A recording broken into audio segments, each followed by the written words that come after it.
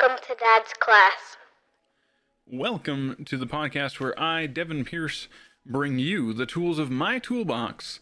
So whether you are a parent, going to be one, or just adulting, it is my goal to help you be better equipped for life's great adventure. Welcome to Dad's class, everybody. We are live on Mixer. It is April 23rd. I wrote the wrong date down. How is everybody? I hope you folks are well and safe. I hope everybody is adjusting to their existences. The family's been doing pretty great this week. We changed up our attack plans with how we were organizing ourselves, specifically setting out a schedule for our homeschooling and making time for our family and different activities, things that we want to get done while everybody's home.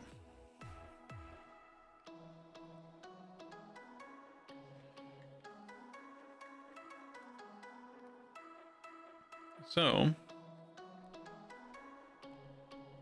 since our last class, which was an audio-only class, I snuck that out last week on the 15th of April, we talked about what is moderation. We had a top 5 Tuesday of games you should play about 2 weeks ago. And this previous week we had places we never clean. We also did a little something different with that episode by placing it, the full episode, on our Twitter account and to our Facebook page. Just to see what people thought of it being there. And, it was small enough of an episode it would fit on Twitter. There's a video limit on that, so I figured, why not try it out? Do something different. We've also started the hashtag MyPetMonster project, where I shared my son's 2D shapes monster in the hopes of inspiring others to make their own, sharing them with the world on social media. Of course, tag the show in it at Dad's Class on both Twitter and Facebook, and use the hashtag MyPetMonster. For those of you who painted Easter-themed things on your windows, might be something for you to replace it with, or try some other mediums like clay or something. I don't know. Be creative. I want to see what people come up with. I think it'd be fun. Do.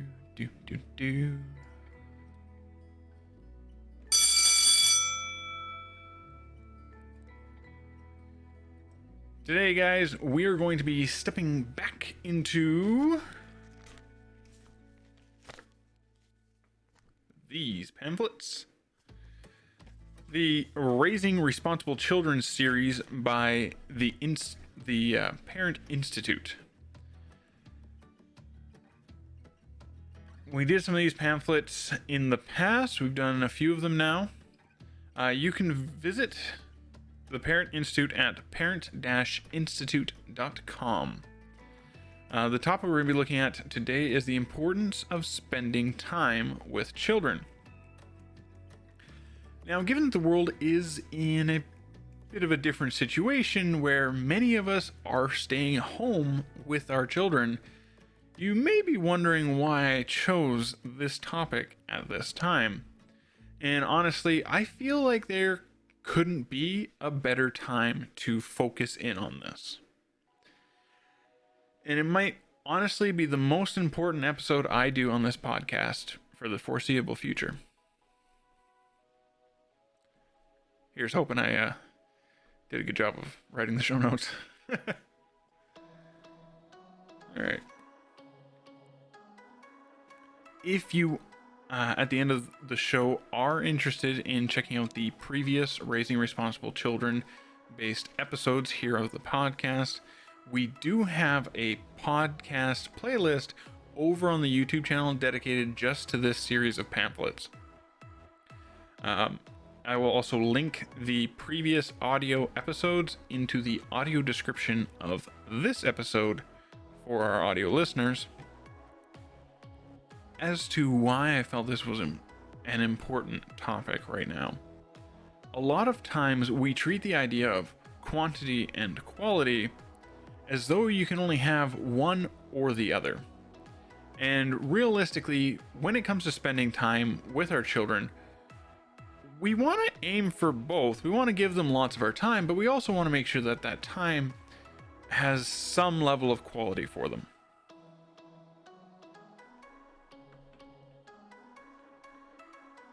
Today, with the help of our source material, which is a little eggshell blue, featuring a mother and two children of opposing gender stereotypes on the front cover, we are going to look at why it's important to spend time with your children. I'm hoping to make the effort towards showing you how to make time for your children, what that time could look like, and with those last little 2 points there, we're also going to look at making the time you're spending with your children hold its highest value.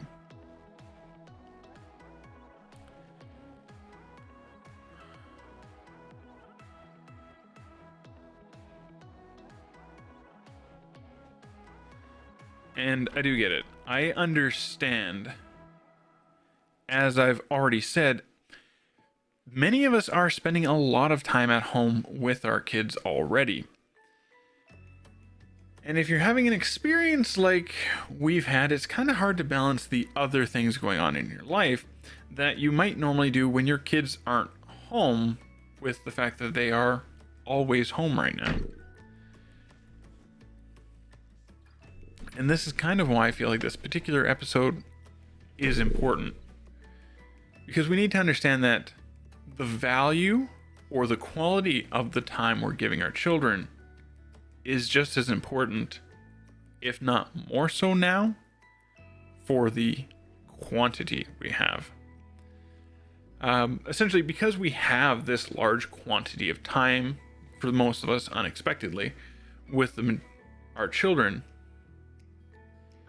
if the majority of that time is us where we're getting overloaded, it's not going to have the same impact on our kids.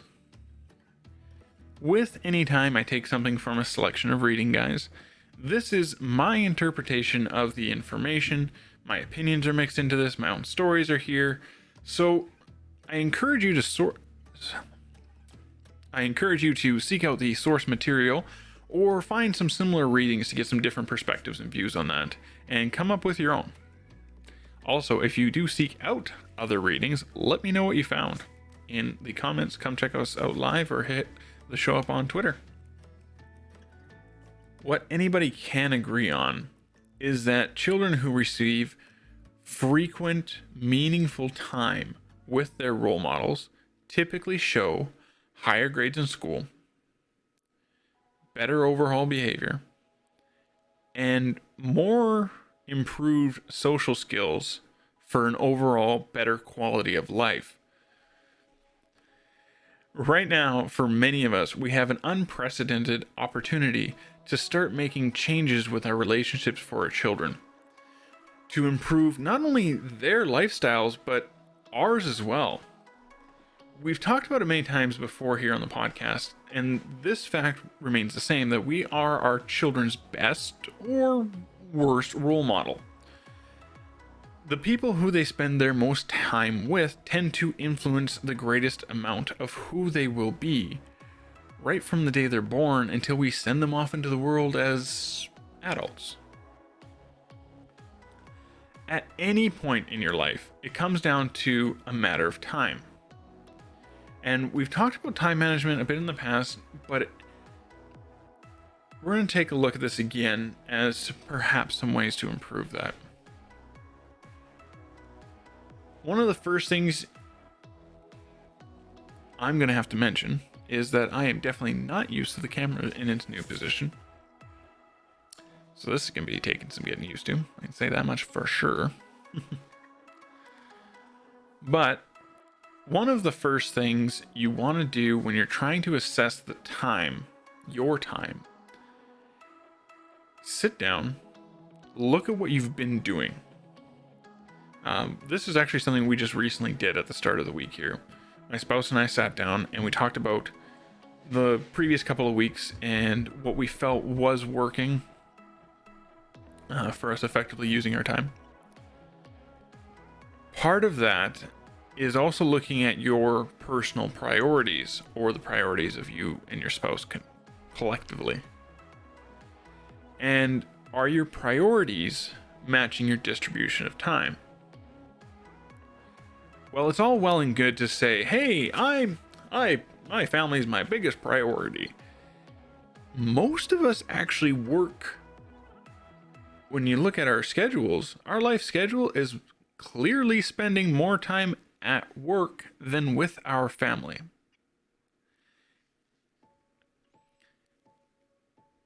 At that point, you have to recognize that you're prioritizing work over family. And yes, I understand that you need to provide for your family. However, there's still a bit of a happier medium that needs to be found. If you can't say that your top priority in life is your family if you never see them. You can say that your top priority is to provide for your family, but that doesn't, and therefore that would line up with work being your primary time spender. But to say that your family is your priority when you never see them, you're not really lining things up that way. So sometimes some of this reflection might not even be about scheduling so much as self-reflection as to what your actual priorities are. If you take a look at it and you decide, my priority is my family, and it's not just providing for them, but it's being a part of my family. One of the ways that we can start reaching a happier medium is to do this by setting out specific goals, as well as making minor adjustments to our schedules over time. If it is, as in the example, you would like to put a priority into a particular hobby, then set a goal that says, hobby X, I'm going to do this many times in a month, instead of doing it Y number of times. One of the things we did here at home for time management with the current things going on was we sat down, we looked at all the kids' schoolwork, and about the fact that the weekdays is Monday to Friday. However, school might be Tuesday to Saturday or Monday to Sunday or whatever. With our home having two kids in two different grade levels, both of which are under the age of 8, so they need someone to guide them through their schoolwork. They can't just be sent on Google Classroom and have at her. At the start of the school week, my spouse sits down, looks at what my children have to do, and she writes out a list of what it is that that the school wants them to do each day. And she takes that on a piece of paper and she writes it all out so they can take that piece of paper and scratch things off, check them off. Just a simple to-do list. So that as they work their way through their days, they can see what they have accomplished. As of this week, we marked down on a calendar when I'm going to come down here into the studio and work on my content creation. We established specific calendar hours for my days where I'll be doing show notes and doing this live recording as an example. So she has a calendar upstairs which has certain dates in it.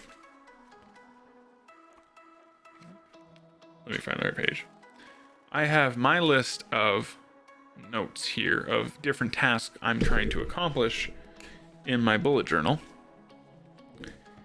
And then I have another book, which is over here somewhere. And it actually is a timed sheet with hours of the day. I highlight my working hours, cross out my lunch break, because I've learned that if I don't schedule lunch, I don't eat. So I fill in my day with a list of things that I would like to accomplish that day, and I really break it down. But outside of setting up a basic schedule to eyeball your days, another effective way to save yourself some time is looking at where you're wasting time, or it's being tossed out the window. on Tuesday, I spent nearly 4 hours in the studio at the start of my day just cleaning this place up. I went through different boxes and different piles of things that had turned into just big old piles of things and broke it down into, okay, this is material I've used for the show. This is material I can use for the show. This is for geocaching. This is for the podcast. This is for video games. This is for personal life. This is whatever. And I cleaned up a good chunk of everything in here. There's a box over there I haven't gotten to yet, but I spent, like I said, 4 hours on Tuesday morning cleaning things up. And it took about 30 seconds of my toddler running through here and going, whee, to destroy everything I did. But I made a valiant effort. I just didn't appropriately toddler-proof the room. You leave a bunch of papers leaving around. It's really my own fault. But the point is that by scheduling it, saying, hey, I'm going to spend this morning just tidying things up, I was able to see a bunch of resources that I honestly had forgotten I even had for the show, and reach out to different organizations and brands about using their reading materials in the show, as an example. Further to that same point, my spouse went through and collected all of our winter gear, coats, boots, ski pants out of our entryway closet, since the snow is mostly gone from our yard now. But because now the children don't have to go digging through all their winter gear to find their rain gear, their rubber boots, and that kind of stuff, that's going to save them time. So if we're trying to get everybody outside to go play in the backyard, or we want to go for a walk, or whatever the case may be, we're saving ourselves time. So we can spend less time getting ready to do things because we're busy looking for stuff, and more time focused on doing what we want to do. A couple of weeks back, we did the top 5 sanity savers episode, and one of those things that I listed on there was making time for updates, news updates.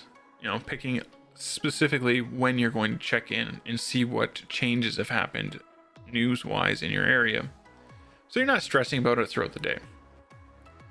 You can do the same thing for when you might spend time on your phone or social media throughout your day, so you don't end up taking a little peek at your phone and then, oh crap, I found TikTok and it's been 2 hours. What was I supposed to be doing?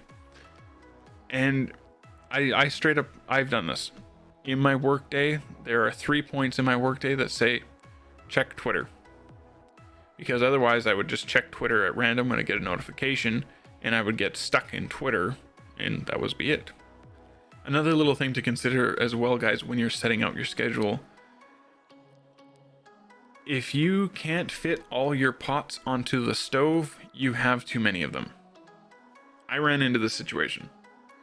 I was trying to fit all the content creation that I do into the after hours of the day when the kids are going to bed. During the day, we were doing all their homeschooling. I was trying to do both kids at the same time, plus look after the toddler or pawning the toddler off of my spouse, and cooking and cleaning and doing all the things all at once. And it was burning me out. So like I said, we set out a work schedule. I've picked 3 days this week, these times this week, so that we can work on these things and give them dedicated amounts of time. Once you've done this, once you've looked at what your priorities are, and you've thought about how much time your kids need for school, how much time you need for work, and you're ready to get done those things, you're ready to sit down and do it. You've picked apart that schedule, and you're okay, we're gonna tweak it here, we're gonna do this there, and we try to find something better, like we're all trying to do in today's situations. My question for you: did you schedule family time?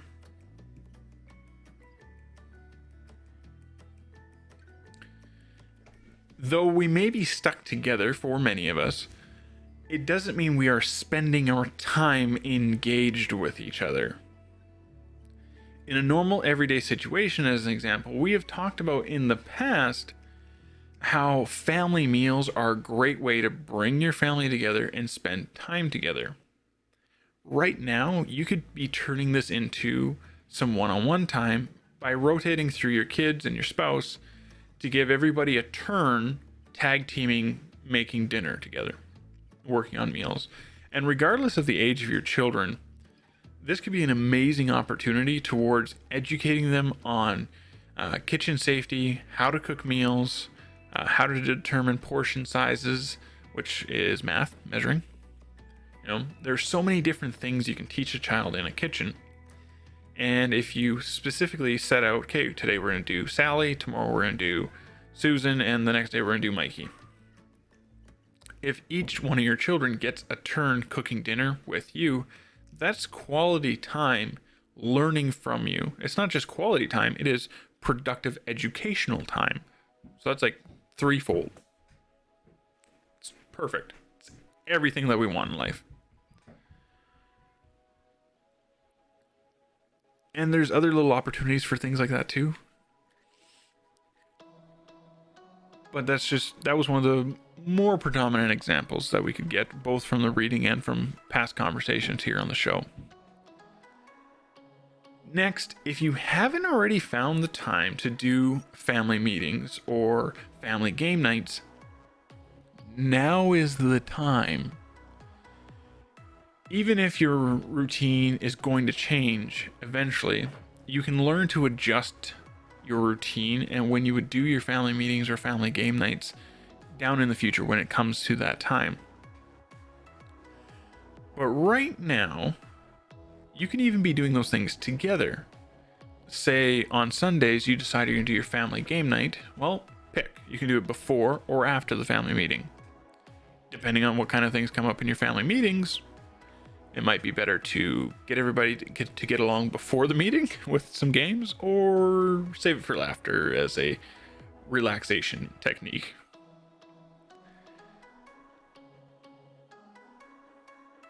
Key points to remember if you are starting family meetings is to be sure to involve your children in reevaluating your scheduling and planning.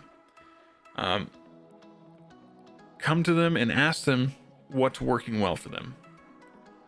You might find that your kids say, honestly, I would prefer maybe both or all three of your kids, or however many kids you have. Maybe they all agree that child Y should do their math homework first, then child Z, then child X, however it is.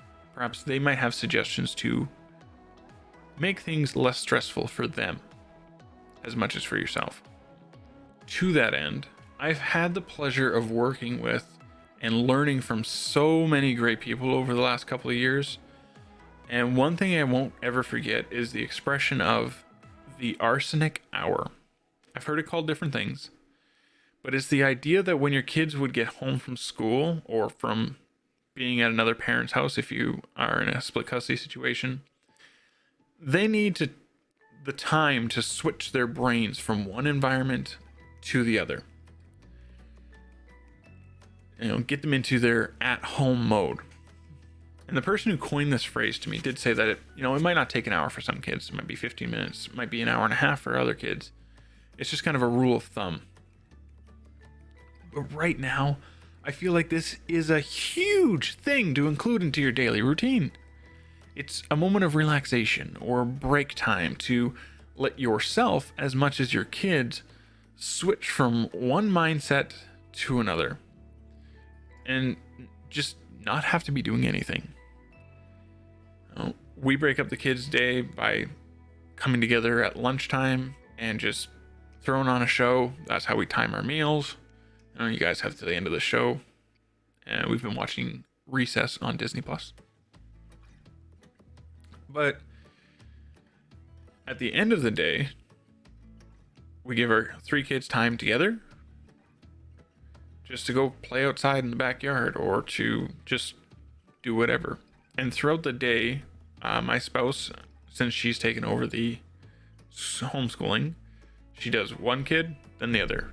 And while the other kid is learning, whichever one's not learning is getting a break from school time to just let their brain unwind before she switches topics for them.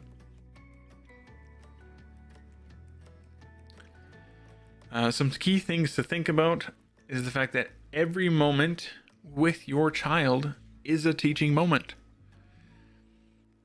And when you take the time to teach and involve your children, that holds a special, meaningful place in their lives. And that's where we get that quality out of our time spent with them. Whether you're looking to introduce them to different hobbies or interests that you have, or maybe you're having them teach you about theirs, which is hugely important. Huge. And it's important to all kinds of children at all ages, even your adult children. Mind blown.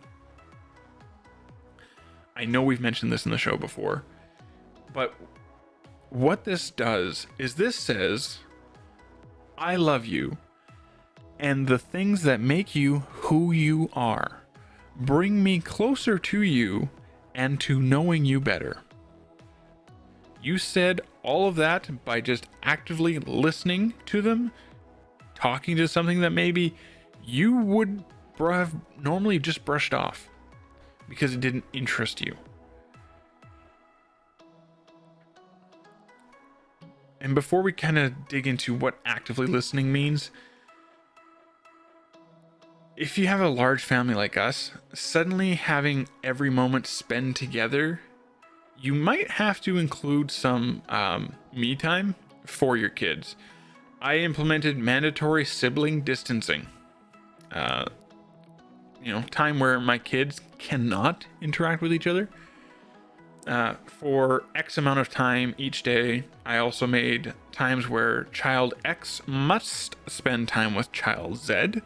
Y will then have time alone. Well, then we'll switch and X will have time alone. Well, Y spends time with Z because Z was being ignored by X and Y.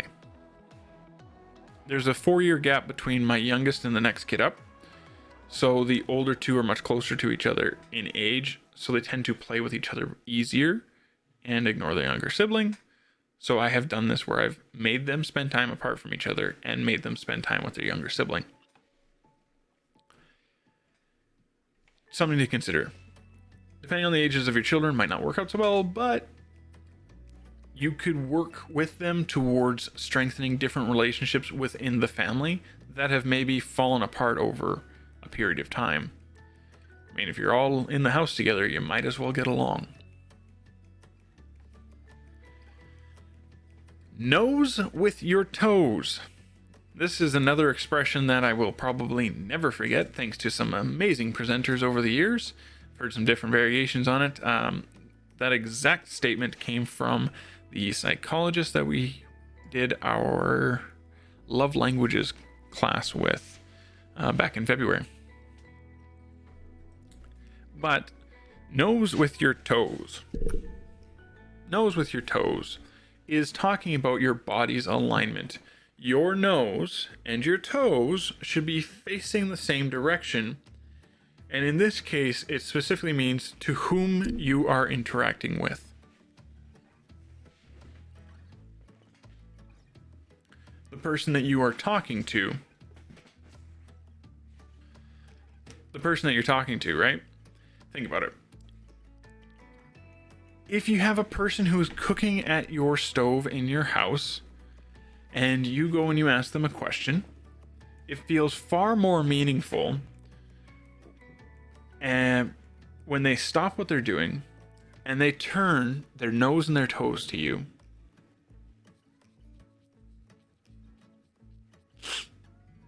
Itchy nose. Talking about noses too much. They turn.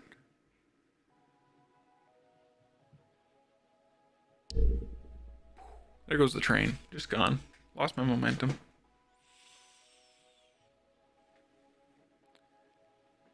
And they answer what you're saying. Or does it feel more meaningful when they half look over their shoulder at you and they're still doing something over here? Yeah, that looks good. chances are you like the idea of them giving you their full attention. And right now, with everything going on in the world, it's pretty easy to think that you're giving attention by giving a reply. But we can clearly see in that example that that's not the same thing. When it comes to your smaller children, we have the added step of you needing to get down on their level to make eye contact, as well as your nose with your toes. From there, now that we've given your child, or maybe it's your spouse, your attention, nose with toes, but how well are you actually listening to what they're saying? And are you listening to all of the colors of the wind? Yeah. Yes. Disney reference. But in all seriousness,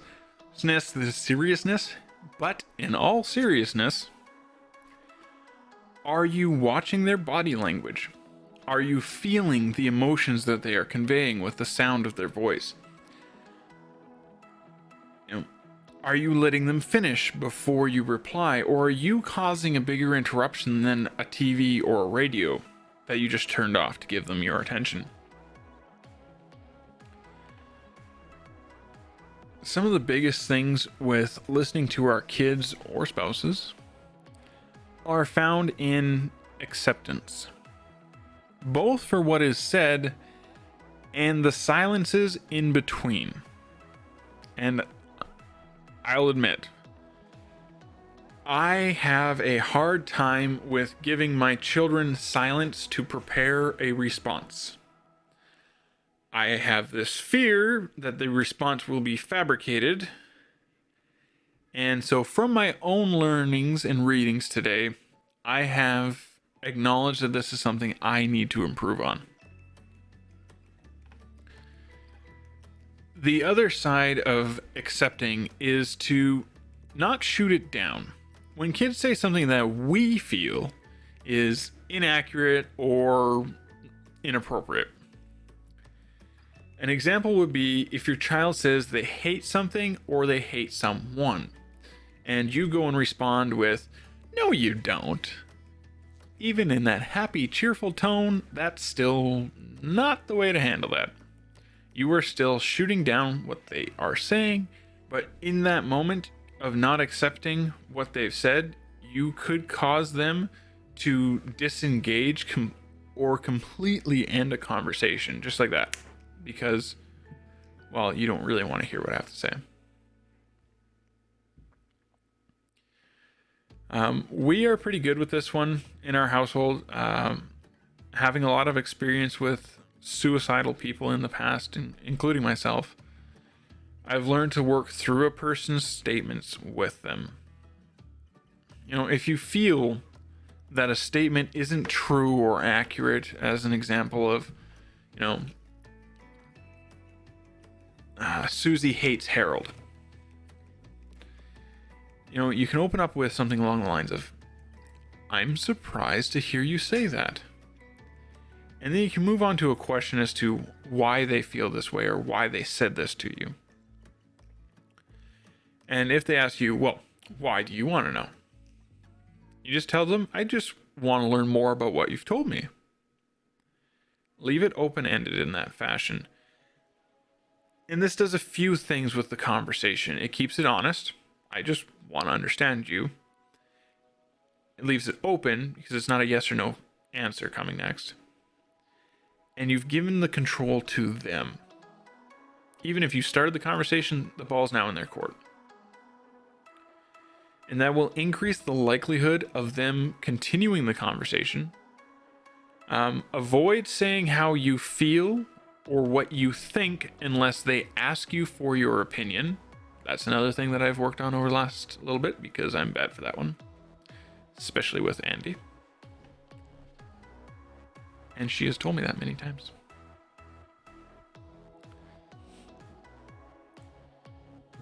As soon as you jump on the bandwagon and try to give your opinion without it being asked, you're cutting yourself short and you are creating that disconnection or that conversation ending moment earlier than you probably want to.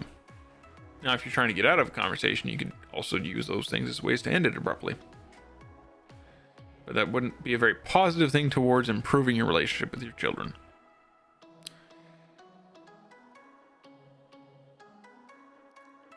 Everything we just talked about,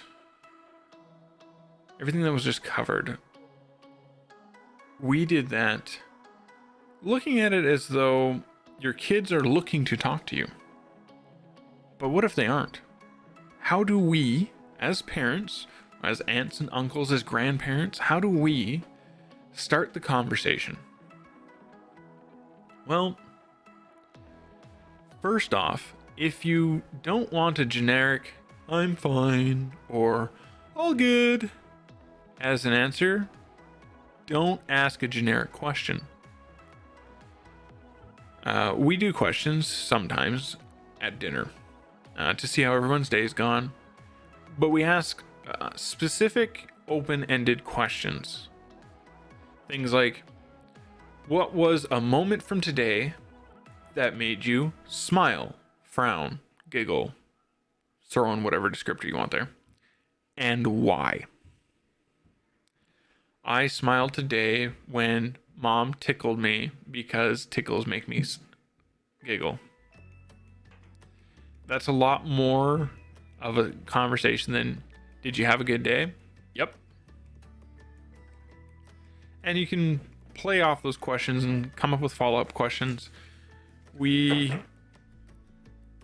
you find you're trying to open them up in one of those moments of relaxation we mentioned earlier, where you're giving them that arsenic hour, that time to switch from one thing to another. If you're trying to figure out how to start up a conversation with your kid, try just making a statement about your day or an observation about them. You know, you seemed like you had a good day today. Have you ever heard of KISS? Kiss? Keep it simple, stupid, or stupid simple? Seen it both ways. If you're looking to start a conversation with a child, just ask your child what they want to talk about. Pretty straightforward. I would say, in our own experience, about 40% of the time, I get a great answer. And I know it's less than half, but 40% of the time I get a great answer out of my kids. You know, they start up, they go, well, I want to talk about this. Okay. And it turns into a lengthy and thoughtful conversation that engages us into a conversation for a period of time. I'd say 10% of the time I get nothing. Like there's nothing. And the other 50% of the time, I get information that feels like I will never get back those minutes of my life. And that is perfectly fine. Because those minutes of my life have been given to my children. And that might be time that sits with them for the rest of their lives. I'm just picture it. I remember as a kid, my dad would ask me what I wanted to talk about, and I would come up with some crazy, silly story that meant nothing to him. It didn't even really mean anything to me, but he would listen anyways. Now, I don't know about you guys, but when I wrote that example down in my show notes, I imagined my oldest son saying something like that at my funeral to his other siblings, and I had to have a hard swallow on my emotions when I was done writing that example. But it's a great example as to how just simply making a little bit of extra time there can make that quantity of time we have into a quality moment. So to sum everything up, make time to make time. Take little moments to really listen to your children throughout your day and teach them different life things like cooking or cleaning or whatever. I've had days where my kids have come down here while I'm editing videos, and I've sat my oldest boy on my lap and I've talked him through editing videos. He might never need that skill set. He might not even remember that I talked to him about it. Or maybe that will put an idea in his head that when he's old enough to start doing his own videos, he's going to remember, my dad knows stuff about editing videos, and he might come to me for more information when he's older. We took that random interaction and made it a quality interaction that could plant a seed of information for the future. Remember that you, especially right now, if you're all at home, are not only the best, but maybe the only role models for your kids. So try and lead by example. If you want your kids to talk to you, be open and talk to them. Again, give them quality time in amongst this quantity of time that you have.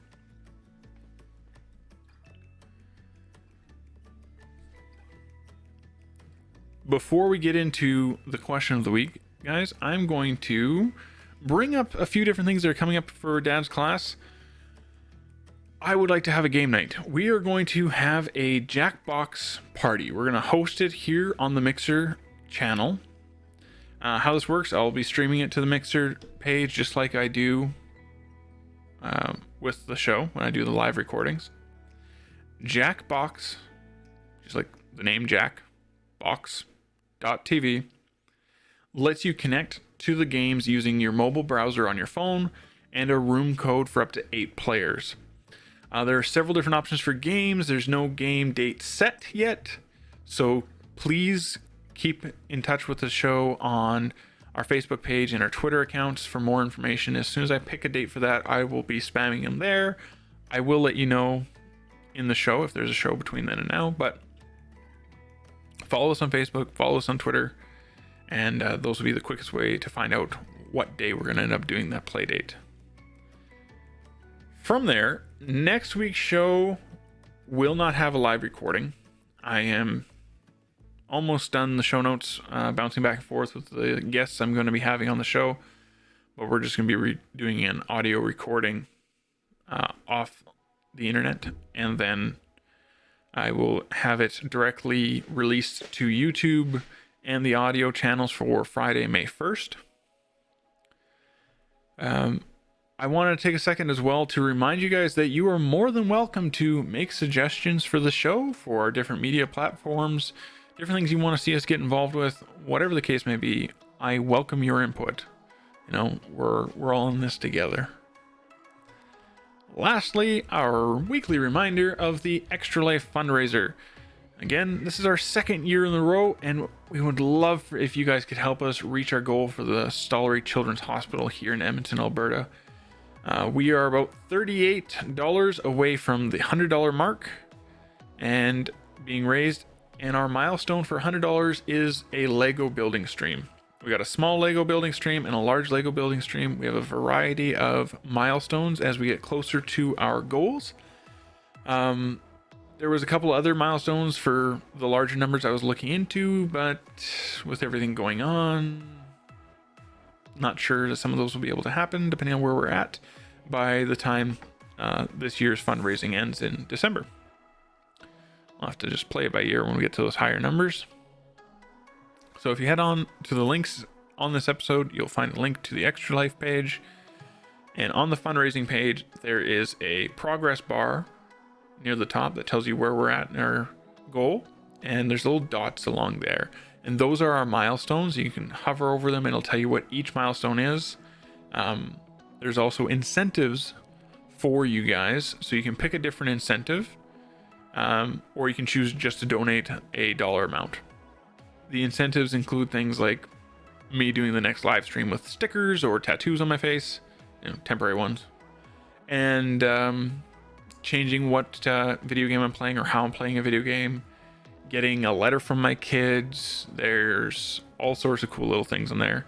And if you guys have suggestions for other incentives, by all means, let me know about those too. Alrighty. Question of the week. How much time is too much time with your kids?